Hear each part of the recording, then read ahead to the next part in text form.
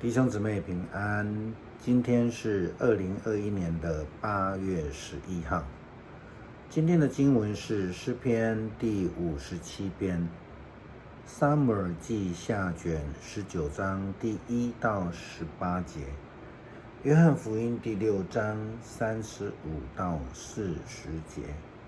今天要跟大家分享的主题是永不拒绝。在圣经里面，我们看到大卫王，他虽然不是一位完美的人，他也会犯错，但他有一个特质，这个特质是来自于上帝的特质，这个特质就是饶恕。他对于那一些恶待他的人，他却有用特别的人格特质去面对。我们之前也提过，他有机会呢，趁着这个追杀他的扫罗王在睡觉的时候，可以杀死这个最大的敌人。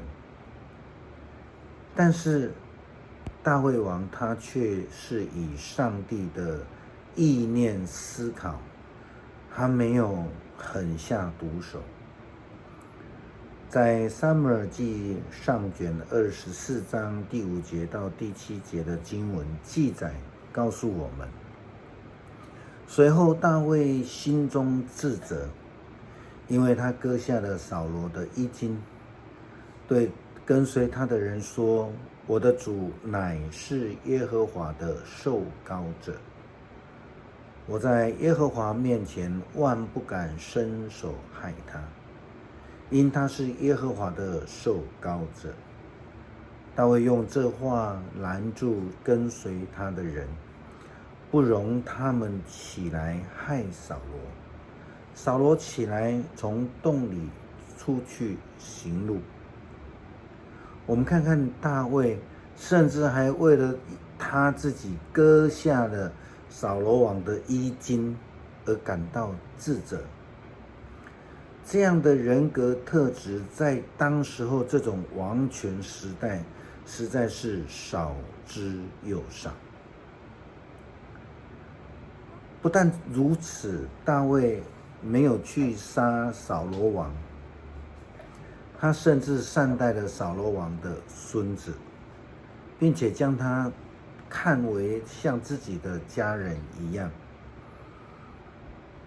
大卫为了谣传当中他的所有的儿子都死掉的事情来哀哭，也为了那一个因为侮辱妹妹而被杀死的儿子而哀伤。他更为了杀死他的兄弟的押沙龙而难过，而且他还原谅他所做的错事。不但如此，他信任押沙龙。押沙龙告诉他说：“我要去希伯伦，是为了要敬拜上帝，去还所许的愿。”即便我们看到押沙龙是这样子的违抗他，在夺取王位这个过程当中，对大卫王他的父亲追杀到底。当押沙龙在跟大卫的军队战争的时候，大卫甚至还交代自己的军队要善待他的逆子押沙龙。与他的军队战争的时候，大卫却为了押沙龙的死而哀伤。这样的特质就如同上帝对那一群一而再再而三这个违背上帝离开上帝上帝却一再的赦免原谅他们。上帝一次又一次的差派先知来劝告提醒以色列人要回转，到后来上帝又差遣了他的独生子耶稣基督来到世上，成为世界人的救赎。这样子的爱就好像从大卫身上来表现出来他爱上帝的仆人，也爱他所有的孩子那种天父的特质。这种天父般的爱，就如同约翰福音3章16节所说的，上帝爱世人。在英文 King James 的翻译里面说得非常深入，他说 For God so loved the world， 上帝爱这个世界是这么的大，这么的深。耶稣基督他本身就代表了天父上帝极大极深的爱，透过耶稣基督赐下的这样的爱，有一首福音诗歌的歌词写道：耶稣的爱真是奇妙，这么高我不能高过他，这么深我不能深过他，这么大我不能大过他，奇妙的爱。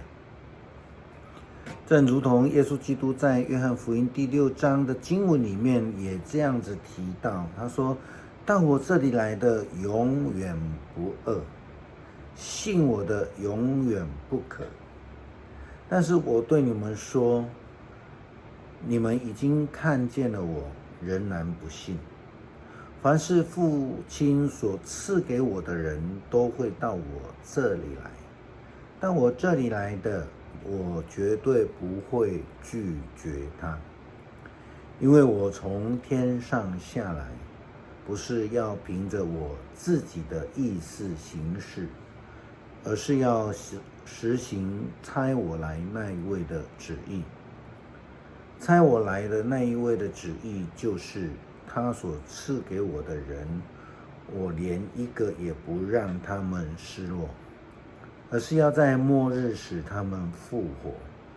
因为父亲的旨意是要使所有看见儿子而相信的人获得永恒的生命。在末日，我要使他们复活。这个就是约翰福音第3章16节、17节所说的。这也是大卫他的心态和人格特质。他不是凭着自己的情绪，不是凭着自己的喜好，也不是凭着自己的心思意念来做事情。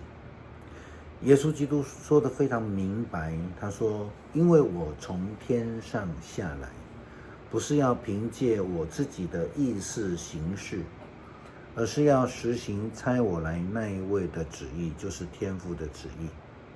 差我来那一位的旨意，就是要赐给我的人，我连一个也不让他们失落，连一个都不让他们失落，而是要在末日使他们复活。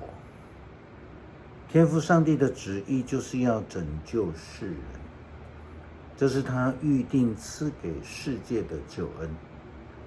是给谁的呢？有人说上帝已经预定了谁可以得救，这是真的吗？没有预定的人就不能得救吗？耶稣基督他说：就近我的人，我绝对不会舍弃他们。持上述预定论说法的人，这种说法已经不符合耶稣基督的应许。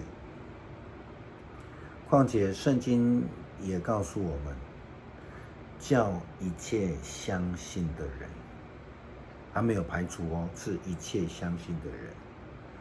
又有经文说：不愿一人沉沦，但愿人人得救。